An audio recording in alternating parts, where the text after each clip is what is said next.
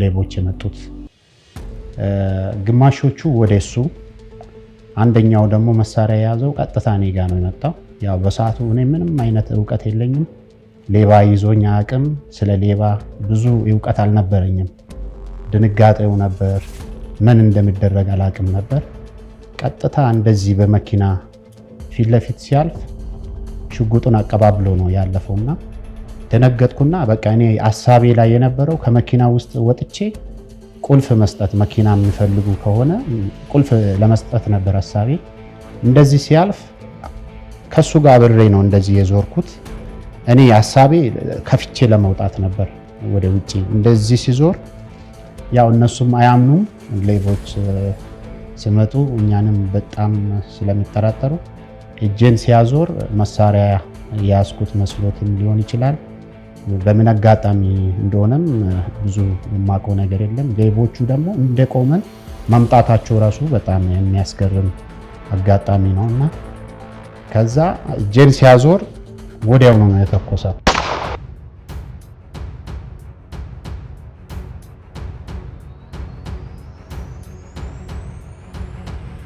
ሽጉጡ እንዲመጣው መስታወት ላይ ደቀነ። እኔ እንደዚህ ስዞር ወዲያውኑ ተኮሰ። ከዛ በኋላ የተፈጠረውን ነገር ያው ብዙም አላውቅም። ደም ወደ ውጪ ሲወጣ ወደ ውስጥ በአፌ የሚወጣ ወደ ውስጥ ሲገባ እሱን አስታውሳለሁ። እና በውስጤ ደግሞ ልጁን እየተጣራው ነበር። አድነኝ፣ ተመትቻለሁ፣ አድነኝ ይላለሁ። ለካ ድምጽ አይወጣም፣ ሀሳቤ ነው የሚያወራው። በጣም ውስጤ ይጮህ ነበር። ሞትኩኝ ያልኩኝ ብዙ ነገር አወራዋለሁ። ለካ ድምጽ አይወጣም። ልጁ ከሩቅ ሆኖ አየ ደም ወደ ላይ ሲወጣ። አብርሃም ታርፋለህ ብሎ የሚያወራውን ሰምቻለሁ። እንግዲህ ከዛ እኔ ምንም የመለስኩት መልስ የለም። ወዲያውኑ ሮጠው መጥተው ይጮሃል፣ ተደናግሯል በጣም። ከዛ መኪናውን ከፍተው አጠገቡ በሱ አጠገብ ደግሞ የዚህ ሀገር ሰዎች ነበሩ። እዚህ ሀገር ደግሞ ያው ፖሊስን አሻራ ስለሚፈሩ ማንም ተጣግተው ወይ መጥተው የሚያግዙ አልነበሩ። ብቻውን ከገቢና ከነበርኩበት ጎትተው አውጥተው ወደ ኋላ ከኋላ ወንበር አደረገ ብቻውን። ከዛ በኋላ ደግሞ ሲያስተኛ በዚህ በተመተውት በኩል ነው ያስተኛ። መኪና ውስጥ ከኋላ ሲያረግ በተመተውት በኩል አስተኛ። በቃ ይሄንን እሱም ያው በጣም ስለተደናገጠ አላወቀም። ከዛ ይሄንን እንዲመልስ ወደ ሌላኛው በኩል እንዲመልስ እኔ ውስጤ ላይ ለካ አወራለሁ። ሞትኩኝ፣ አረ ቀይር እላለሁ። ለካ ድምጽ አይወጣም፣ አፌ ተዘግቷል። ጥይት ሲገባ በዚህ ስለገባ እዚህ መንጋጋው ሰሯል። ስለዚህ መናገር አልችልም። አፌ አንደበቴ ኦሬዲ ተዘግቷል። በጣም ደም ወጥቶ ያለቀው ከዛ የተነሳ ነው። በጣም ብዙ ደም ወጣ። በተመታው ስለተኛው ብዙ ደም ወጣ። ከዛ በኋላ ሆስፒታል ደረስኩ። ሆስፒታል ደርሼ ደግሞ የሚያክም ሰው ሆስፒታል ከደረስኩ በኋላ ብዙ ኬዝ ነበር። ወይ እንዴት ተመታ፣ ማን ነው የመታው፣ በምን ኬዝ ነው እያሉ ወዲያውኑ ሊያክሙ አልቻሉም። እና በቃ ነፍሴ ልትወጣ ነው። አራዴኑ ይላለው በውስጤ ነው፣ ድምጽ አይወጣም። አንዳንዴ ራሴን ይስታለው፣ አላቅም። ከዛ ደግሞ መለስ ስላለው አይምሮ ያያል፣ ይታያል ምናምን።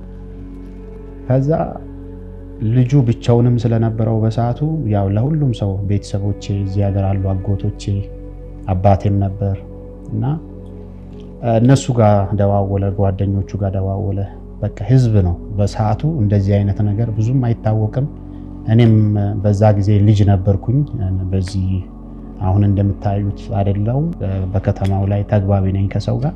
በቃ ጠቅላላ ሰው ተገልብጠው ሆስፒታል መጣ።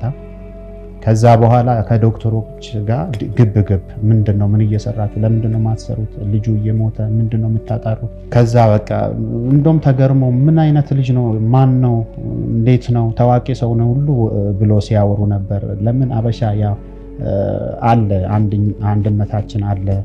ከዛ በኋላ የሰውን ጩኸት የሰውን ግፊት አይተው ፈርተው ወደ ሕክምና ገቡ። ከዛ በኋላ ሁሉንም አይነት ምርመራ ማድረግ ጀመሩ። ሰውነቴ በጣም አብጧል፣ ፊቴ አይታወቅም።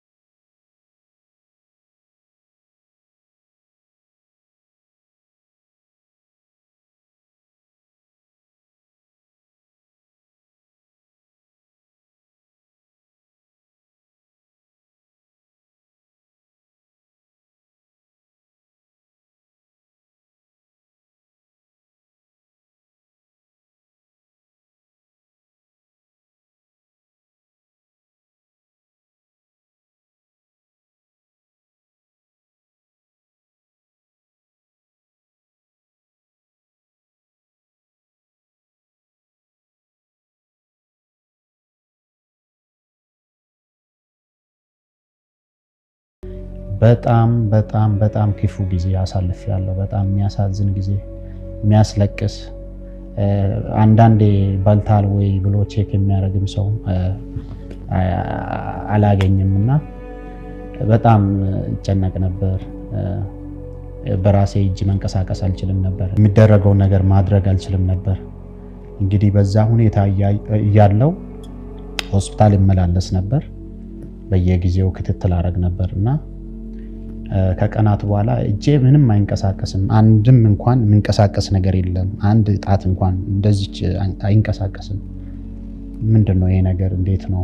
በ2 ወርም በ3 ወርም በ4 ወርም እንደዚህ ካልተሻለ ምን ሊሆን ነው እየተባለ በዛ በእጅ ዙሪያ ላይ በጣም በቃ ማሰብ ጀመር። ከዛ ሆስፒታል መከታተል ጀመር። መጣው ጠየቁ፣ ምንድን ነው ይሄ ነገር? ቆየ አይንቀሳቀስም፣ ምንድን ነው የተፈጠረ ነገር አለ ወይ ብለን ዶክተሮች ቼክ ማድረግ ጀመር። በአንድ ቀን ሁሉንም ነገር ከመረመረ በኋላ ያው ከዚህ በፊትም ያው ምርመራው ስለነበረው በዛው አቅጣጫ ሁሉንም ነገር ስላዩ ቁጭ አድርገው አባቴ እንደዚህ ያለ እኔም እንደዚህ ቁጭ ብዬ፣ ዶክተር ነጭ ነው ፊት ለፊት ነበር። ከዛ ምን ይላል? ይሄ እጅ ጥይቱ ስመታ ደም ስሩን ቆርጧል። ስለዚህ ምንም አይነት ዋጋ የለውም፣ እንግዲህ መወገድ ነው ያለበት ብሎ እዛው አረደን። በጣም ተደናገጥን። ቀልድም ይመስላል እውነትም እየመሰለ ነው። ከተፈጠረው አንፃር ከማየው ምንድን ነው የሚያወራው እላለሁ። እዚህ ሀገር ደግሞ ፊት ለፊት ነው የሚያወሩት፣ እኔ ባለውበት ነው ያወሩት። እና ደግሞ ጠየቀ ከኔ ጋር የነበረው አባቴ፣ ምን እያልክ ነው? አይ እጁ መቆረጥ አለበት፣ ስለዚህ የልጁን ባላንስ ከሚያበላሽ ቢያንስ እጁ ቢቆረጥ ያርፋል፣ ይሄ ምንም አይጠቅመውም፣ መቆረጥ አለበት አለ። ደነገጠ፣ አለቀሰ። ፋዘር እዛው ቆሞ ልጄን ሙሉ ልጅ እግር ያለውን እጅ ያለውን ሰጥተህ ለምን አተረፍክ? እጁ የሚቆረጥ ከሆነ ለምን አተረፍክ ብሎ በቃ ቆሞ እዛው ጨዋታ ለቀቀ። ከዛ በኋላ አብሮ የመጡ ልጆች ነበሩ። በቃ ፋዘር ተረጋጋ። እኔም በጣም እያለቀስኩ በጣም ተስፋ መቁረጥ ውስጥ ላይ ገብቼ ለምን አተረፍከኝ? እጄ የሚቆረጥ ከሆነ ለምን አተረፍከኝ? እንግዲህ ከዛ በኋላ ሌላ የግል ተብሎ ወደ ግል ሆስፒታል ሄደን ግል ሆስፒታል ላይ ሁሉንም ነገር መረመሩ፣ አዩ። እንደውም በቃ እዚህ ጥሩ ነው ተብሎ በጣም በግል በብዙ ብር ክፍያ ምንም ቢሆን ዋጋ ከፍለን እናሳከማለን ብለው ቤተሰቦቼ ከዛ እዛ ሄደን እዛ አዩ። ሁሉንም ነገር ካዩ በኋላ አደጋውን መጀመሪያ ሆስፒታል ላይ የነበረውን ፋይል ሁሉንም ነገር ካዩ በኋላ በዛ መሰረት ቼክ አረጉ። ቼክ አርገው ሁሉንም ነገር ከጨረሱ በኋላ እንደዚህ አንድ አይነት ውጤት መጣ። ምንም ጥቅም የለውም፣ ኦልሬዲ ደም ስሩ ተቆርጧል፣ ተስፋ የለውም፣ ቢቆረጥ ይሻላል አሉ። በቃ ደነገጥን። አረም ሌላ ውጭ ሀገርም ከሆነ መሄድ እንችላለን፣ ማሳከም እንችላለን፣ እንዴት ነው የሚቆረጠው ብሎ ብዙ በቃ እዛው ከባድ ለቅሶና ከባድ ረብሻ ተነሳ። የትም ቢሄድ ይሄ እጅ ዋጋ የለውም መቆረጥ ነው ያለበት አሉ። ከዛ ተስፋ ቆርጠን በቃ እግዚአብሔር እንዲያደርገው እግዚአብሔር እሱ የሚያደርገው ሁሉ ነገር መልካም ነው፣ ሁሉ ነገር በጎ ነው ብለን ለእግዚአብሔር ተናግረን እሱ እንዳደረገ ያድርግ ብለን ወጣን። ኦልሞስት 4 ወር አካባቢ ላይ ያው ጥርሴ በሽቦ ነበር የተሰፋው። ያን ማስለቀቅ ነበረብን። ሆስፒታል ሄደን እንደገና የእጁን ነገር ከጨረሰን በኋላ እንደገና ወደ ተሰፋው ኦፕሬሽን ወደ ተሰራው ወደ ጥርስ ሕክምና ገባን። አንድ ቀን መጥተን ይህንን ካስፈተን በኋላ አፌ ደግሞ መንቀሳቀስ እምቢ አለ። አፌን መክፈት አልቻልኩም ነበር እና በሀሳቤ ከፍታለሁ። ኦልሞስት አፌ አይንቀሳቀስም። ደነገጥኩኝ። ጥይቱ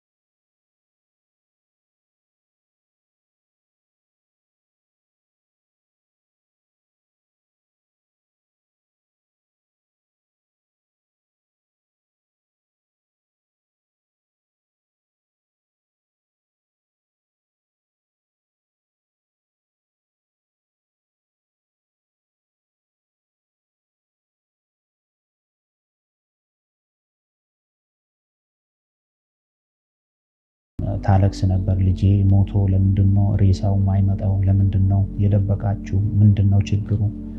ካለ ማውራት አለበት። ለምንድነው አያወራም ወይ? ይሄን ሁሉ ጊዜ 4 ወር ለምንድነው ድምጹን ማልሰማው ብላ በጣም ስታለቅስ ነበር። እግዚአብሔር ይመስገን ከ4 ወር በኋላ ነው ማዜርን ያገኘኋት። ማዜር ድምፄን ስትሰማ ተረጋገች። በቃ እንደ ለቅሶ መርዶ እንዳሳለፈ ሰው ነው ማዜር ቁጭ ያለችው ቤት። እግዚአብሔር ይመስገን ከ4 ወር በኋላ አወራን።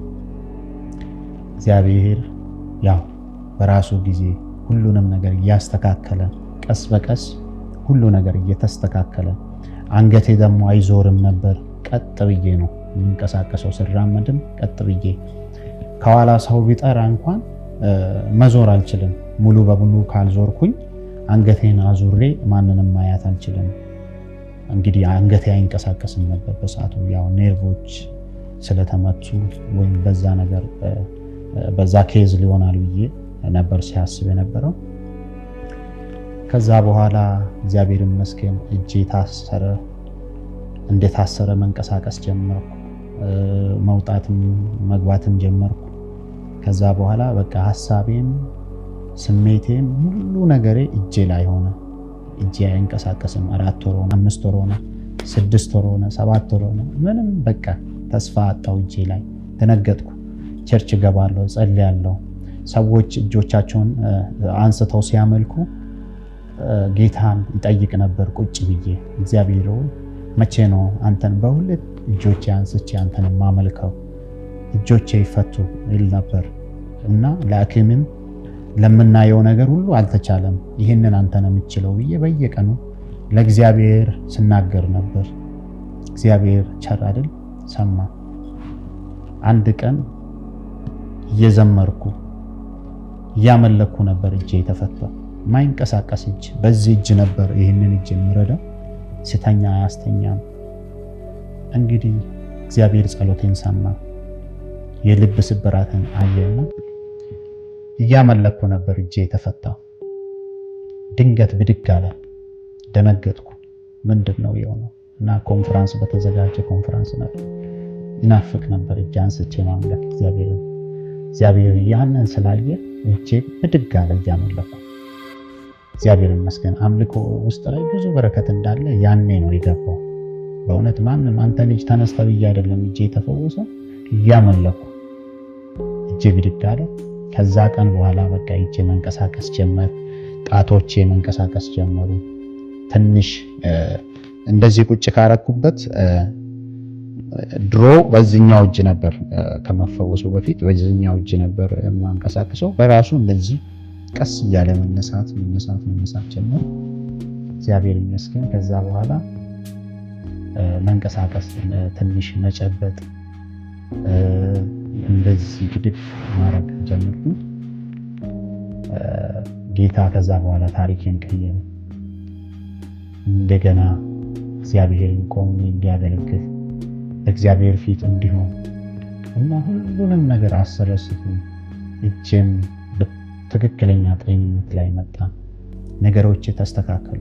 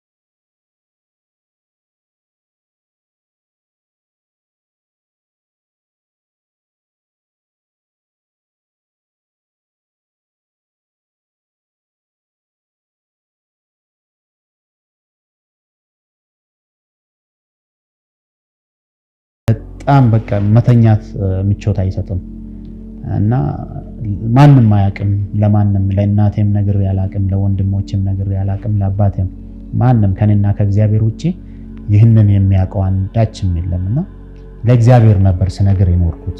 እግዚአብሔር ሆይ ይህንን ነገር ከላይ ላይ እንድታስወግደኝ ብዬ በጣም ከእግዚአብሔር ጋር የሚያወራበት ጉዳይ ሆነ። በጣም ሰጋ ነበር። ሰው ለምን ይሄን አታረግም ያን አታረግም ብሎ ብዙ አይነት አስተያየት ይሰጣሉ። ግን የኔ ጥያቄ ሌላ ነው። ስለ ስራ ያወራል ሰው፣ ስለ ትዳር ያወራል። ግን እኔ የትኛውንም ኃላፊነት የሚቀበልበት አቅም አልነበረኝም። ለምን ይሄ ነገር ምን ያመጣል ብዬ ይሰጋ ነበር። አንገቴ ውስጥ የነበረው ጥይት እንግዲህ ይህንን ጥይት እግዚአብሔር ከአንገቴ ውስጥ በቀለለ መንገድ እንዲያወጣ ይጸልይ ነበር። ቦታው ከባድ ስለሆነ ነው ዶክተሮች በሰዓቱ ሳርጀሪ አናረግም ያሉት እና እንዲወጣ ወደዚህ ወደ ቆዳ እንዲወጣ ይጸልይ ነበር። ከ10 ዓመት በኋላ ነው አሁን ካስወጣው ሳርጀሪ ከተሰራው ኦልሞስት 3 ወር ቢሆን ነው። ቅርብ ጊዜ ነው የወጣው።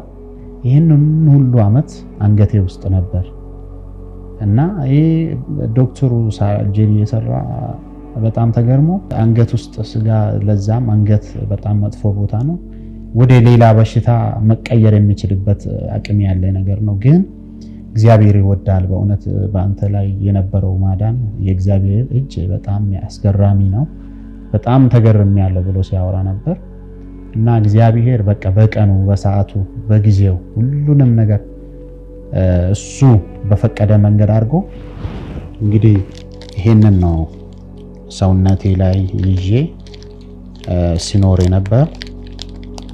በጣም የሚያሳምም ክረምት ስመጣ በጣም ቦታው ያብጣል። እንግዲህ ብረት ነው ይሄ ነገር ነው ከአንገቴ ውስጥ የወጣው። ይሄንን እግዚአብሔር በራሱ ጊዜ ይንቀሳቀሳል።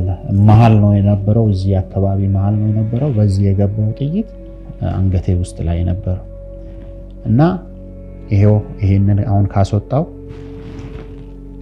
3 ወር ቢሆን ነው። የ3 ወር እድሜ ነው ያለው ይሄንን ነገር ሳርጀሪ ተሰርቼ ካወጣው እና ጌታ ይመስገን፣ እግዚአብሔር ድንቅ ነው። በዚህ አጋጣሚ መናገር የሚፈልገው ምንድነው ጌታን ምንም ሳንሆን ባለነው ነገር እግዚአብሔርን ብናመሰግን፣ እጃችን ላይ ያለውን ጤንነት፣ እጃችን ላይ ያለውን ሰላም፣ ስለ እግራችሁ፣ ስለ እጃችሁ፣ ስለ አይናችሁ፣ ስለ አፋችሁ በእውነት እግዚአብሔርን አመስግኑ። ቀላል ነገር አይደለም። የሆነ ነገር እስከምንሆን አንጠብቅ። ጌታን ለማምለክ እግዚአብሔርን ከፍ ከፍ ለማድረግ የሆነ ነገር እስከምንሆን አንጠብቅ። ባለነው ነገር በእውነት ባለነው ነገር እግዚአብሔርን እናመሰግን። ስለ ጤንነታችን እግዚአብሔርን እናመሰግን። ስለ ሰላማችን እግዚአብሔርን እናመሰግን። ሌላ ሁሉ የሚጨመር ነው። በእውነት እኔ ብዙ ጊዜ ከኔም ጭምር ብዙ ጊዜ ችግር ውስጥ ብቻ ስንገባ ነው እግዚአብሔርን የምናስበው፣ እግዚአብሔርን የምናየው እና ጌታ ወይ ከዚህ ችግር ብታወጣ በቤቴ ላይ እኖራለሁ፣ እድሜ በቤቴ ያልቃል ብለን ብዙ አይነት ቃል እንገባለን። ግን በዛው ልክ አንኖርም። ስለዚህ አሁን ዛሬ ወስናችሁ በእውነት ባላችሁ ነገር እግዚአብሔር ያደረገውን ደግሞ አስቡት። አንዳንድ ሰዎች አሁን ከአደጋ የተረፉ ሰዎች አሉና እንደዚህ ባልል፣ እንደዚህ ዝቅ ባልል፣ ይሄ ነገር አጥፍቶኝ ነበር፣ እንደዚህ አርጎኝ ነበር፣ እንደዛ አርጎኝ ነበር ይላሉ። ዝቅም የምንለው በእግዚአብሔር ብርታትና በሱ ኃይል በሱ ጸጋ ነው እንጂ በራሳችን የምናደርገው ምንም ነገር የለም በህይወታችን ላይ። እኔ በእውነት በዚች ምድር ላይ ምንም የሚያስደንቀኝ ነገር የለም ከእግዚአብሔር ምሕረት ውጪ። በእውነት ተደስቼ ነው የምኖረው። እኔ አሁን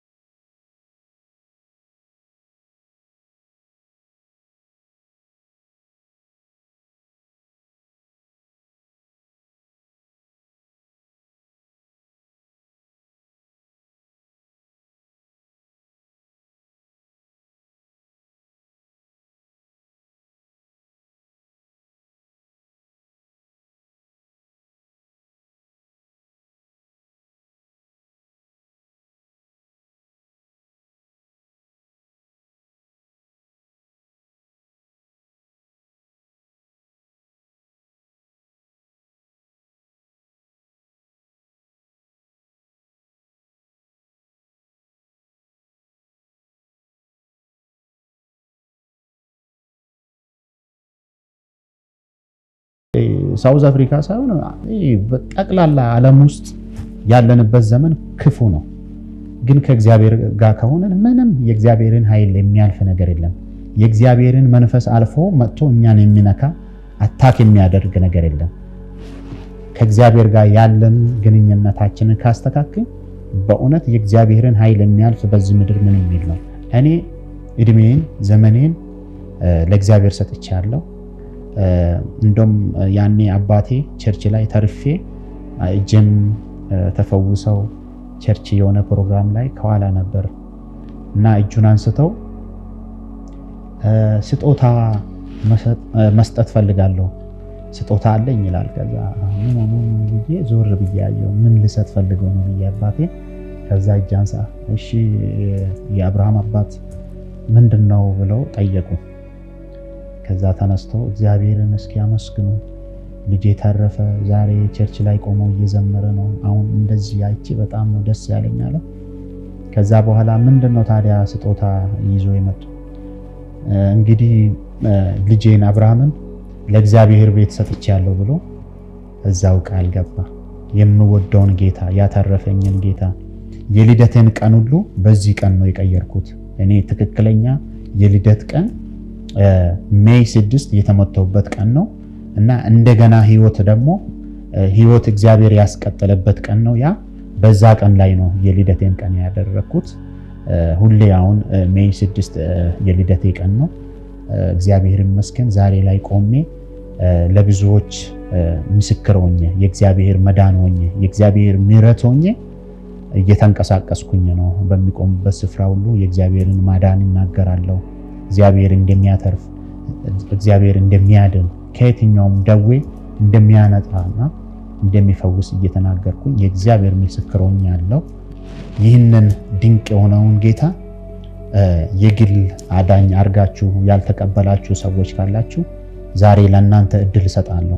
የሚያድን ነው፣ የሚያተርፍ ነው፣ ህይወት የሚሰጥ ነው፣ ከጨለማ ወደ ብርሃን የሚያመጣ ሰላም የሚሰጥ ዓለም የማይሰጠውን ሰላም የሚሰጥ ጌታ ነውና ክርስቶስን ከተቀበላችሁ ኢየሱስን የግል አዳኝ አርጋችሁ ከተቀበላችሁ ይህ ስም ሰላምን ይሰጣል፣ እረፍትን ይሰጣል። በዚህ ስም በእውነት አርፋችሁ ትኖራላችሁ። ስለዚህ ይህንን ጌታ እንደ ግል አዳኝ አድርጋችሁ እንድትቀበሉ እኔ ተፈውሻለሁ። በስጋም ተፈውሻለሁ፣ በመንፈስም ተፈውሻለሁ።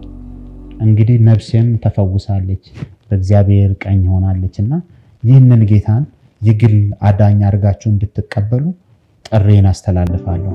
ተባረኩ።